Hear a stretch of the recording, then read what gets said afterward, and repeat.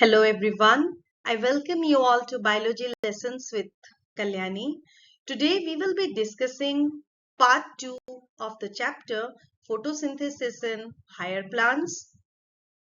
And in today's lecture, we will be talking about what is dark reaction, the different types of dark reaction, that is C3 cycle and C4 cycle. Also, we will be looking into what is photorespiration.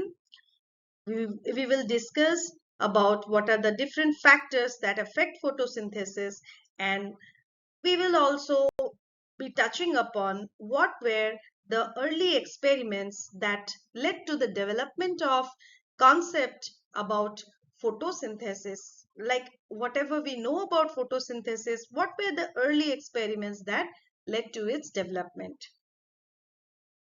So in the first lecture, we have discussed that photosynthesis is the process in which green plants prepare their food, or specifically the sugar. Now it has two phases, light reaction and dark reaction. So light reaction depends on the source of light directly, whereas dark reaction does not depend on the light source directly, but it depends on the products of light reaction, that is ATP and NADPH, in order to synthesize sugars. Since the sugars or the carbohydrates are synthesized in the dark reaction phase of photosynthesis, it is called as the biosynthetic phase of photosynthesis. Now it has been seen that if the light source it is cut off, then the dark reaction can continue only up to some time, but after some time it stops. Again, when the light source is made available, dark reaction continues. That indicates that dark reaction, in order to be functional, the continuous supply of ATP and NADPH from the light reaction is necessary, right?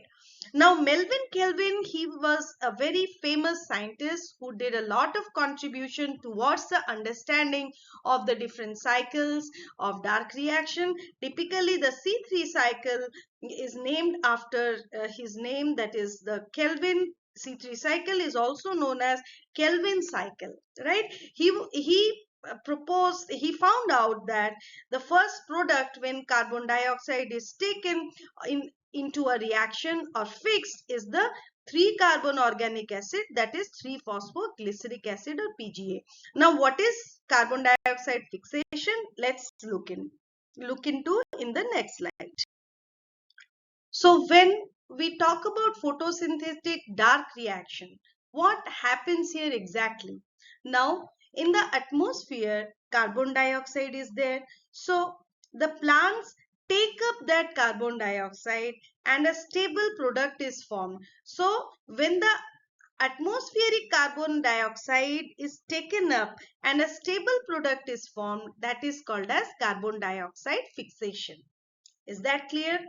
So this carbon dioxide fixation, we have to look into it from two different aspects. So that should be a molecule that should be accepting the carbon dioxide or taking up the atmospheric carbon dioxide, and as a result of this carboxylation process, there would be a stable product formed. So that stable product formed is called as the carbon dioxide fixation product. So both of these things are very crucial and you have to pay attention to it. So let us suppose that this is the atmospheric carbon dioxide. This is in the atmosphere. Now this is taken up by the plant. So whatever molecule is accepting that carbon dioxide, that is called as a CO2 acceptor. And as a result of accepting that carbon dioxide, or as a result of taking up that carbon dioxide, the first stable product is called as the carbon dioxide fixation product, right? Now based on the basis of the types of product formed, we can have two types. So if the 3-carbon compound is formed as a result of taking up the carbon dioxide, which is phosphoglyceric acid. Those plants are called as the C3 plants. And if as a result of taking up the carbon dioxide, four carbon compound is formed, that is oxaloacetic acid, such plants are known as C4 plants. So in case of C3 plants, what do we have? After the carbon dioxide is taken up, a 3C compound is formed. In case of C4 plants, after taking up carbon dioxide, a 4C compound is formed. Okay. Now, what is the carbon acceptor?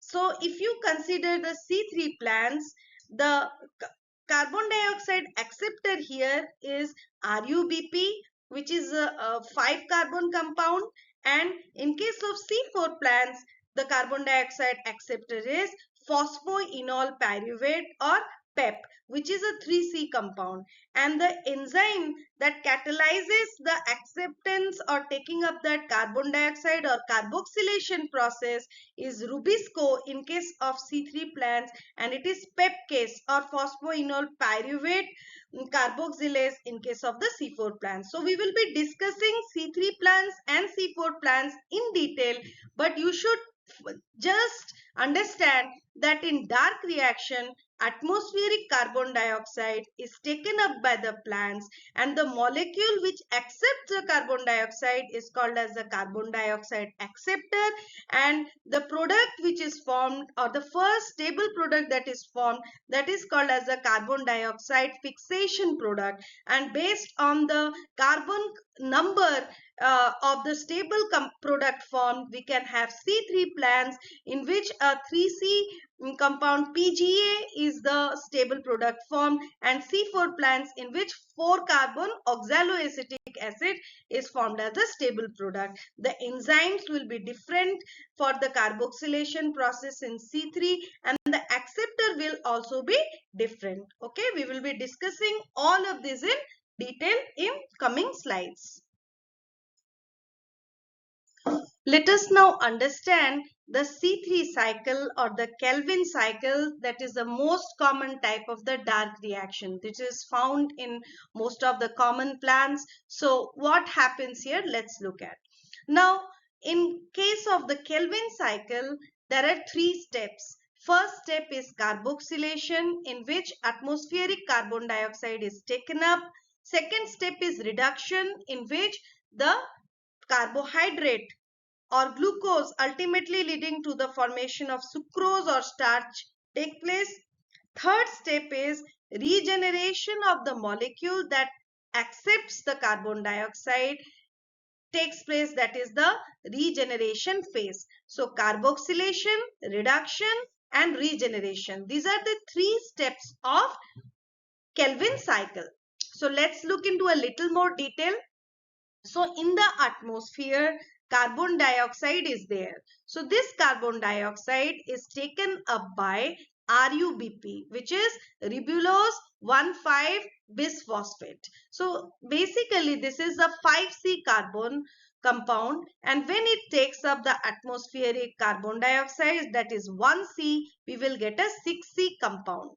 So this is the first crucial stage of Kelvin cycle, and the first stable product formed as a result of taking up the atmospheric carbon dioxide is 3-phosphoglycerate or PGA. So if you see, after taking up one molecule of carbon dioxide, 6C unstable compound is formed, that leads to the formation of 2 molecules of a 3C compound, that is PGA, or 2 molecules of PGA are formed. So that's all about the carboxylation step. Now in this process, the enzyme used is RUBP carboxylase, because it is causing the carboxylation of RUBP molecule. The enzyme is named as RUBP carboxylase or Rubisco. Okay. Now, second step is the reduction process. So what happens in reduction? This 3-phosphoglycerate, it is converted into a triose phosphate, and finally through a like many steps, it is forming glucose and subsequently sucrose and starch, okay, by polymerization. Now this step, it needs the form one ATP and NADPH for a single molecule of 3-phosphoglycerate. Now we have two PGA molecules, so for 2 PGA molecules in total we will be needing 2 ATP and 2 NADPH. Is that clear? Now if we see regeneration process, in this process RUBP was the carbon dioxide acceptor that is regenerated. Now regeneration of RUBP is also crucial and it needs 1 ATP. Okay. Now for every carbon dioxide molecules that enters the Kelvin cycle, how many molecules of ATP and NADPH are used? There are 3 ATP molecules and 2 NADPH molecules are used. But if you see the carbon dioxide in general, it has one carbon in it, and glucose, it has C6H12O6, 6 carbons in it. That's why we will be needing 6 turns of the cycle in order to make glucose. Now, so if we like make 6 cycles, so how many ATPs, how many NADPH we will be needing? So we will be needing 6 cross 3, that is 18 ATPs, and 6 cross 2, that is 12 NADPH. So this energy, like whatever we are using, we need to remember. So for 6 carbon dioxide molecule, 18 ATPs and 12 NADPH, we will be getting 1 glucose, and 18 ADPs and 12 NADPs will be formed. Is that clear? So you should very pay attention to the ribulose 1,5-bisphosphate, that is the carbon dioxide acceptor, and 3-phosphoglycerate or PGA, that is the carbon dioxide fixation product. Also RUBP carboxylase or Rubisco is very important. So it is another important thing which you have to remember about Rubisco is that this enzyme has dual activities of carboxylase and oxygenase. Now like we will be learning about the oxygenation activity in photorespiration, but for now you should remember that Rubisco has both carboxylase and oxygenase activity. That's why then it is named ribulose bisphosphate carboxylase, that stands for C, and oxygenase, that is for the O. Okay, so that's all about the C3 cycle. I hope that's clear. There is another type of the dark reaction, that is the C4 cycle. Here what happens, after the carbon dioxide is taken up from the atmosphere, the first stable product that is formed is a 4C compound. That 4C compound is OAA or oxaloacetic acid, and the pathway is called as a C4 pathway. Now, where do we find this C4 pathway? This C4 pathway is found in plants that grow in dry tropical regions.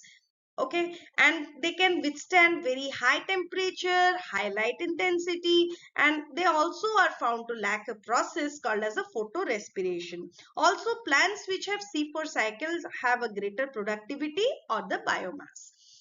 Now you should know that even if the first carbon dioxide fixation product is 4C compound oxaloacetic acid, still C3 pathway is also used. So in C4 plants, the first product formed is a C4 compound or oxaloacetic acid, but later stages what happens, that is converted into the a 3C compound, and finally C3 pathway is used to form the carbohydrate. So both the pathways are found in the C4 cycles. So this type of the plants or the C4 plants, in order to have both the pathways, they have special type of leaf anatomy that is called as Kranz anatomy. There is also another name of C4 cycle that's also called as a Hatch and Slack pathway, but let's look into the special leaf anatomy or the Kranz anatomy first before discussing C4 cycle. So this is the diagram for the the plant leaf section which is found in the C3 plants. So first let's look into the C3 plants. So we know that photosynthesis, it takes place in the mesophyll cells, right? We have learned about it in the first lecture. So mesophyll cells, they have chloroplasts. We have learned about it, right? So this is the leaf section, this is the cuticle, upper epidermis. So mesophyll cells in case of C3 plants, they are specialized into two types of cells: palisade mesophils, which are like in the topmost portion, which are rectangular in shape, and spongy mesophils, which are round in shape.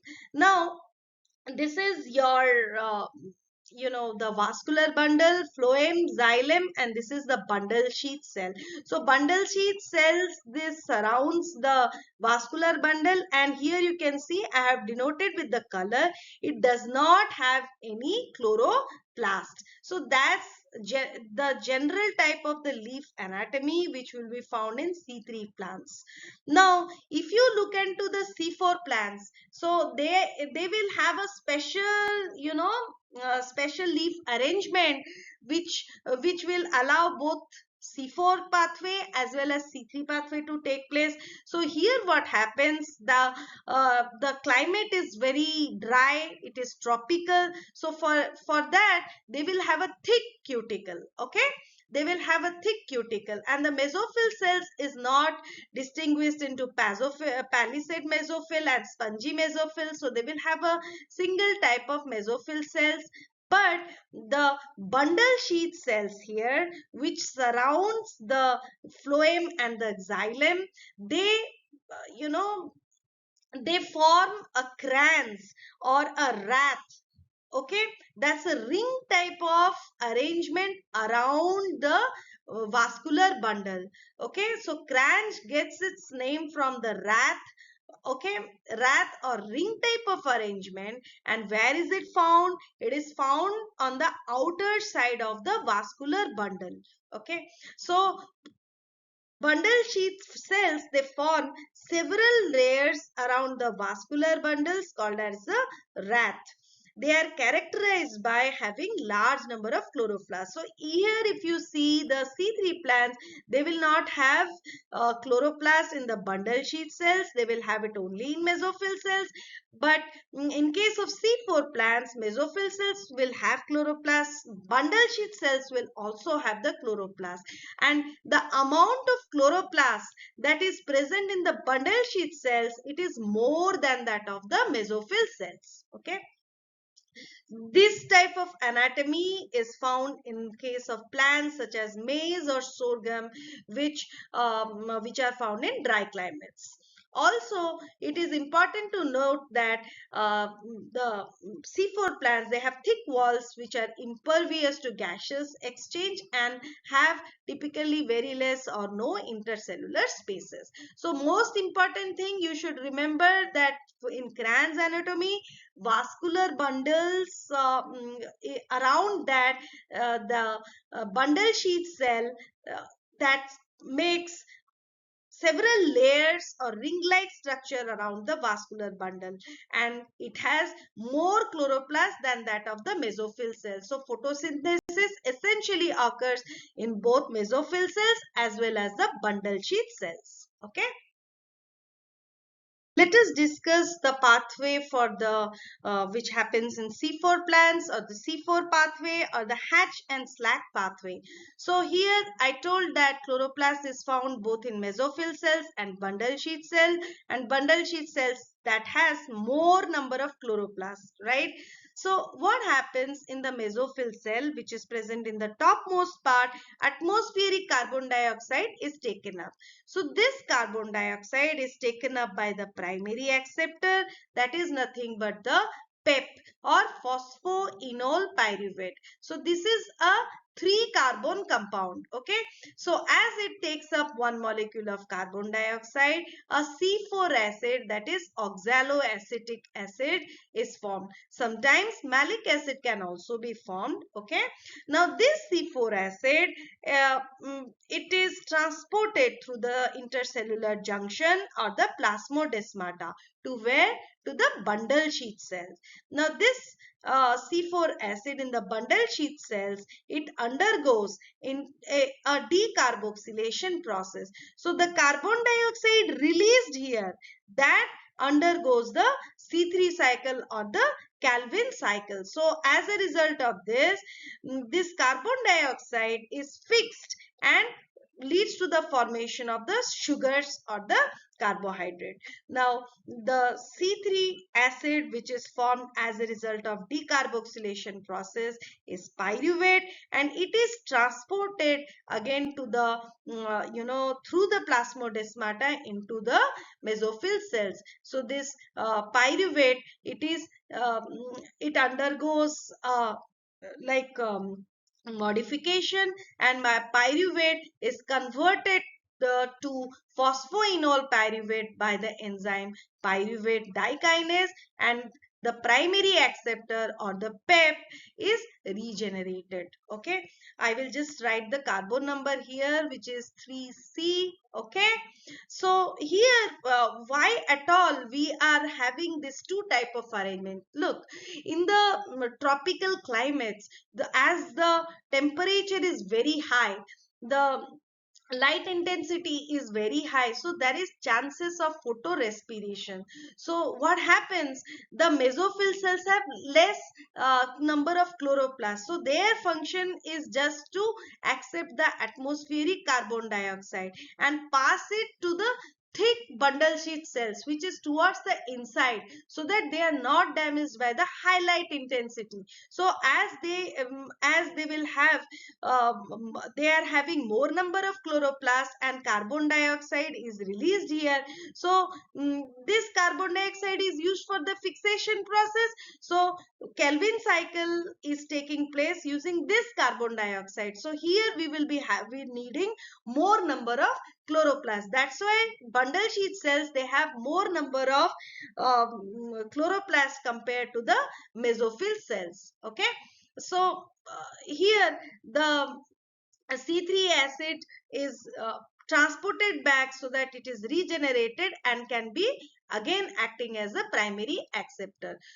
It is important to note that the mesophyll cells, they lack Rubisco enzyme. So this ensures that mesophyll cells, the Calvin cycle does not take place. It takes place towards the inside in a better condition, so that the mm, carbon dioxide content is increased and the chances of photorespiration is reduced in case of the bundle sheath cells. This ensures the better biomass and productivity for the C4 plants that are thriving in a very hot and arid climate. Okay, so this is an adaptation mechanism which allows them to grow in such harsh conditions. Now, the enzymes of the mesophyll cells and bundle sheath cells are also different. The but mesophyll cells, they lack the Rubisco enzyme which is needed for the C3 cycle, but they will have the pepcase or phosphoenol pyruvate carboxylase, which catalyzes the conversion of phosphoenol pyruvate to oxaloacetate. Okay. Now, the bundle sheath cells that lacks the pepcase enzyme, it is rich in ribulose bisphosphate carboxylase oxygenase or Rubisco. Okay, so this segregation of the enzymes ensures that the segregation of C4 and C3 cycle take place and sugars are produced in an efficient way.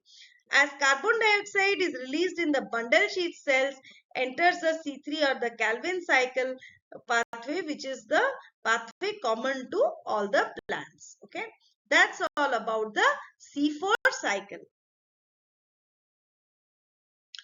So there is another like phenomena which happens that is called as in case of the plants, that is called as photorespiration.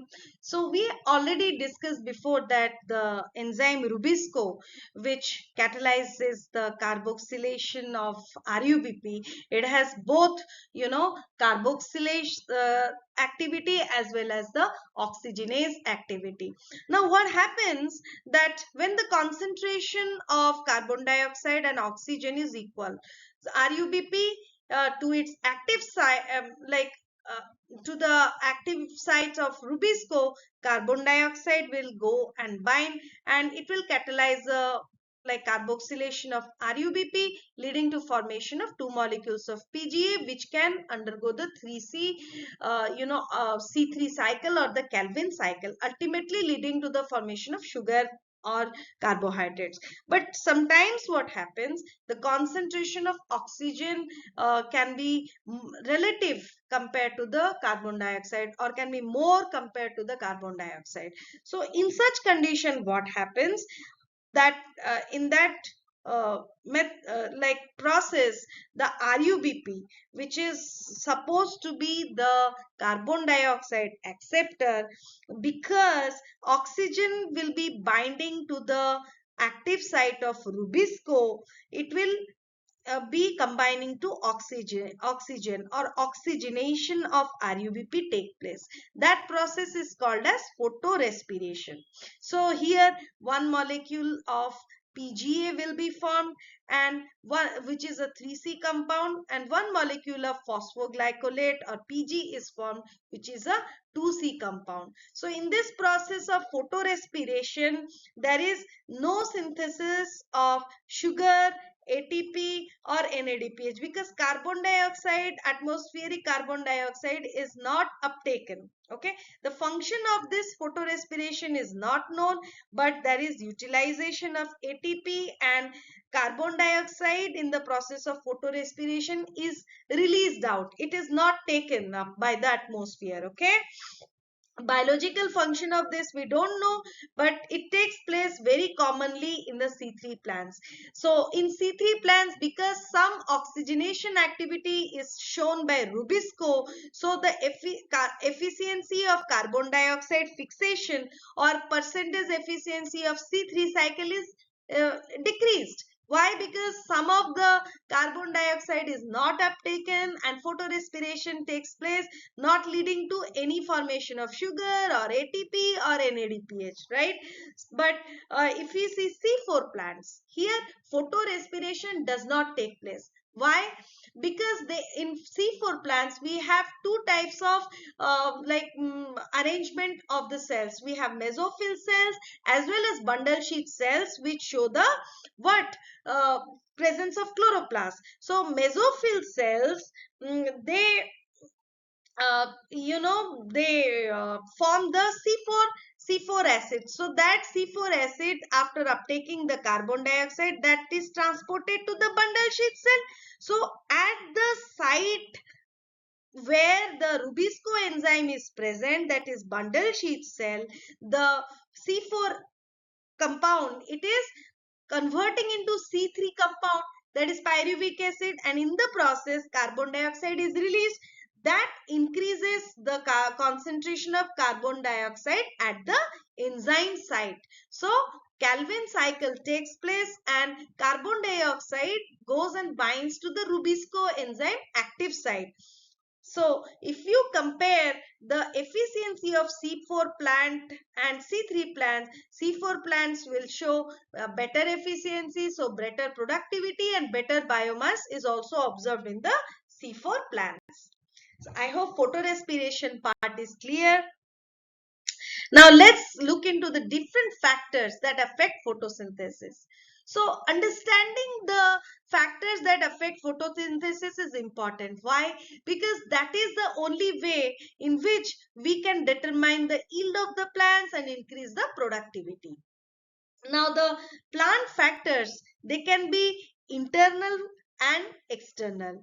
Internal factors means like how many leaves are present, what is the size of the leaf, age, orientation, how the leaves are oriented, okay, what are the type of the cells which are present, how many number of chloroplasts are present in the cells, what is the internal carbon dioxide concentration, and what is the chlorophyll content. So these all factors which are in the plants and determine the rate of photosynthesis, they are included under the internal factors. Okay, now these internal factors are basically based upon the genetic predisposition of the plant. Other factors which are external and affect the rate of photosynthesis are availability of the sunlight, temperature, carbon dioxide concentration, and water. Right. So as there are many factors that are affecting the photosynthesis, generally the factor which is limiting, that would be the major factor and will determine the yield of the yield of the photosynthesis. So hence at any point the rate will be determined by the factor that is available at the suboptimal level. So let us understand it more. So for that we have something called as the Blackman's law of limiting factor. So plant photosynthesis, I told it has two types of factor, internal and external. Internal factors are determined by the genetics, and external factors we have light, carbon dioxide, temperature, water. So there are too many factors which are affecting the process of photosynthesis. Now when there are many factors, so rate of photosynthesis, it will depend on the factor which is very near, which is very minimum, or factor near the minimal value. For example, if we consider a plant which has green leaf, light, carbon dioxide concentration, water is very optimal, but the temperature is not optimal. So whatever factor is not optimal or suboptimal in nature, or is present in near the minimal value, photosynthetic rate will depend upon that factor. So in this case the rate of photosynthesis of the plant will depend upon the temperature which is not optimal. So that's the Blackman's law of limiting factors. The first type of external factor is your light. This uh, light source is generally abundantly found and is not a limiting factor in general. Uh, Only in case of plants which are in shade or are present in the dense forest, light acts as the limiting factor. Now if you consider light, the we have to talk about the quality of light, its intensity, and the duration for which plants are exposed to it. And now it has been seen that if you consider the light intensity in the x-axis and the y-axis, if you take the rate of photosynthesis, so in the low light condition, the photosynthetic rate, it increases linearly.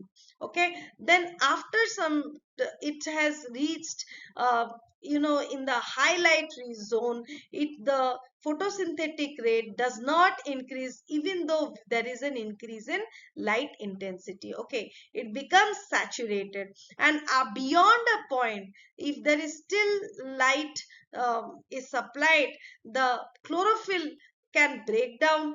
Okay, so this is how the plants behave with respect to the light intensity. Normally where the light at which the saturation level is obtained is the 10% of the incident light. So at very less light intensity only, the photosynthetic rate, it is saturated. That's why generally light is not a limiting factor for the plants.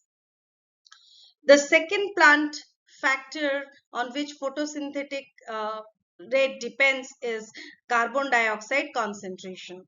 Now that is the major limiting factor for photosynthesis. Now atmosphere, if you see, the concentration of carbon dioxide is very low, that is 0.03 and 0.04 percentage. So if you increase the carbon dioxide concentration, it has been seen up to 0.05%. if you increase, then there is increase in the rate of photosynthesis or fixed carbon dioxide fixation rate. But this trend, it is different for C3 plants and C4 plants. Why? Because C4 plants, they have an inherent mechanism in which they can increase the concentration of carbon dioxide. So the photosynthetic rate does not increase significantly as it does for the C3 plants. What does that mean? the C4 plants, if you see the photosynthetic rate, it shows saturation at a lower carbon dioxide level, that is 360 microliter per liter of atmospheric air. Now if you consider C3 plants, their saturation is reached at a higher level, that is 450 microliter per liter of the air. So the current availability of carbon dioxide levels is limiting to the C3 plants, but for C4 plants there is increase in photosynthetic rate, but that increase is not as high as that of the C3 plants. Okay, so this concept is used for the greenhouse crops such as tomatoes and bell plants, which show higher photosynthetic rate or higher yield with the increase in carbon dioxide level. The other two factors are temperature and water. So because the enzymes we are being used in the C3 and C4 cycle, obviously photosynthetic rate, it depends upon the temperature. Okay, C4 plants, they respond to higher temperatures and show higher rate of photosynthesis, while C3 plants, they have a much lower temperature optimum. Now tropical plants, if you consider, the temperature optimum for them is higher. Why? Because they are adapted to the temperate climates. Okay, now if you consider water, so like uh, unavailability of the water, it causes stress and closure of stomata, as a result of which carbon dioxide availability is reduced and photosynthetic rate decreases. So that is also another factor for photosynthetic rate. Okay, so that's all about the factors affecting photosynthesis. Now we will be looking at the final part of our chapter, that is early experiments on photosynthesis. Ideally we should be taking it in the beginning, but I thought first it will be better if you understand what is photosynthesis and finally you relate it with the photosynthetic experiments. Okay, so let's see that. So the first experiments which were done were on the leaf samples. Now what happened, this is a leaf sample and they like covered some part of the leaf with the black tape. So they could see that, scientists could see that starch granules indicating the presence of photosynthesis were found only in the uncovered part or the green part, and no starch granules were found in the covered part with the tape. So it indicated that light is necessary for photosynthesis. Another set of experiment was carried out in which in a tube the KOH was taken. Now KOH we know that it can absorb carbon dioxide. Then in that sample a leaf uh, leaf was immersed. So what happened? They tested for the presence of starch. Now starch was found only in the part which was not immersed, indicating that carbon dioxide is necessary for photosynthesis. In the immersed part, carbon dioxide was unavailable. Why? KOH has absorbed it. So the part which was not immersed, that part did not have had access to carbon dioxide, so photosynthesis took place and starch granules were found. This inferred that carbon dioxide is necessary for the step of photosynthesis. The third type of experiments were done by Priestley. Now what, in the year 1770, the year is also important here. So what he basically did, he took a bell jar and in that he put a light source, that is the candle, and a mouse. He saw that when the bell jar was covered, the candle, it stopped burning as well as the mouse died. Okay, now he repeated the same experiment but added a mint plant in the system. So what he could see, that the candle also kept on burning and the mouse was also found to be alive.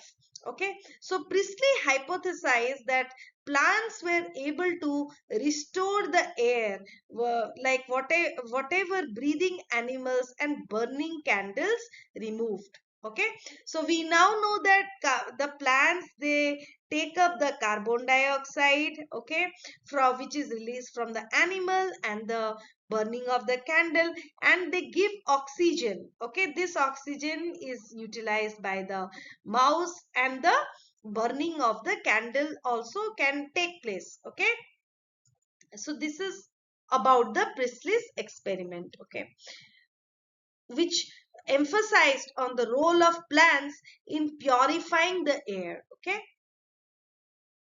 next set of experiment were done by Ingenhouse. So he also repeated the Presley's experiment with a little modification.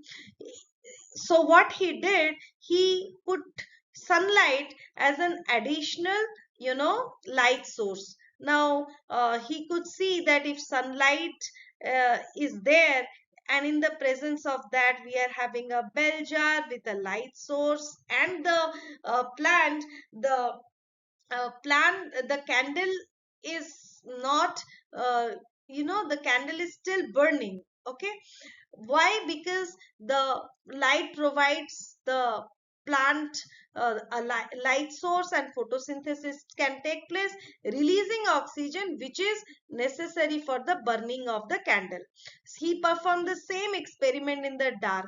Now in the dark, photosynthesis is not taking place, oxygen is not released, so the candle stops burning. So Ingenhouse's experiment showed that sunlight is essential for the plant process that somehow purifies the air. So whatever process through which plants are purifying the air, for that they need the sunlight. That was proven by Ingenhouse's. Okay, he also performed second type of experiment using the aquatic plants. Okay, now this is an aquatic plant. He is covering with bell jar, and he is using a one setup in the presence of a light source, that is the sun, and one in the dark. So he could see that tiny bubbles were formed on the walls of the bell jar, inside which the aquatic plant was formed in the sunlight condition or the lighted condition. But when dark condition was taken, he could find no bubbles. Okay, so when he like found out what these bubbles were made up of, these bubbles were found to be made up of oxygen. Okay, he performed the same type of experiment using non-green parts of the plant, such as branches he took, and he used a light source, but there were no bubbles to be found. So he could infer from this that this formation of bubble was only happening whenever green parts of the plant were taken. So in total, Ingenhouse's experiments in the year between 1730 to 99 showed that sunlight is essential for plant process in the first set of experiment, and helps in purifying air, and that is carried out by the green part of the plant, not the non-green parts, and in the process oxygen is released. uh, okay, that was found out by the Ingenhouse's experiment. Next set of experiments were done by Julius von Sachs in the year 1854, who provided evidence that whenever plants grow, glucose is produced, and that is stored as starch. And for this, here a green substance called chlorophyll is responsible. So all the name of the scientist is very important, which you can make a table and can remember it. I will be also providing it, so you can refer to that. Okay, now he found that green parts in the plant is the region where the glucose is made, and that the glucose is usually stored as starch. So that was found out by Julius von Sachs. Okay, now uh, T.W. Engelmann in the year 1843 to 1909 did an interesting set of experiment. He took a white light and allowed it to pass through the prism. So there was splitting of light, Vibgyor. Okay. Next, he took a tube in which he took a suspension of green algae cladophora and aerobic bacterium. Okay, that uh, aerobic bacterium means bacteria which needs oxygen for its survival. Okay, so he wanted to check in which zone of the in which zone of the light is uptaken by the plant. Okay, so whatever zone of light, whatever wavelength of light is taken up by the plant, oxygen will be released near that wavelength, and that oxygen can be uptaken by the bacteria. So the bacteria will mostly be surrounding near that photosynthetic zone, and it was found that bacteria did surround in two zones, that is blue and red. So Engelsmann's experiment showed that uh, blue red light is needed for the photosynthesis. Blue red light of the white light spectrum is needed for the photosynthesis to take place. Okay. So by the middle of the 19th century, it was found that carbon dioxide and water in the presence of light gave rise to the formation of carbohydrate. Microbiologist Van Niel, in the year between 1897 to 1985, he performed some studies on purple green bacteria, and he stated that in case of photosynthesis, that should be a hydrogen donor.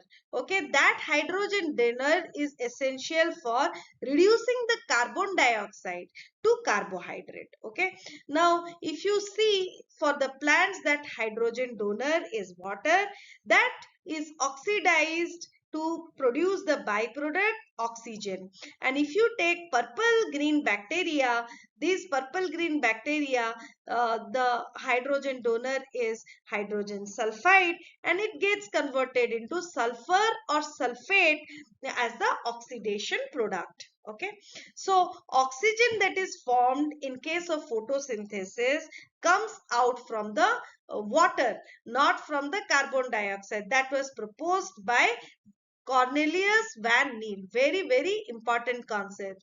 So whatever like products are formed in the photosynthesis, that was being confirmed by using C14 or radioisotopic techniques.